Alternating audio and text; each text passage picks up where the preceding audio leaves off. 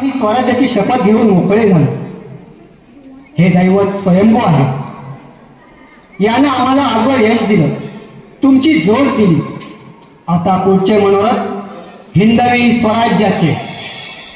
त्यासाठी आपली जबाबदारी फार मोठी. मग भीती कसली? भीती नाही. पहिलं पाऊल कोणतं टाकायचं, कुठून टाकायचं याचाच विचार करतोय आम्ही. त्यात विचार कसला?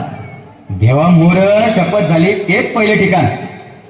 म्हणजे म्हणजे रोहिडेश्वर येऊन देवाची जागा कब्जात आणू. कसं? फार सुरेख.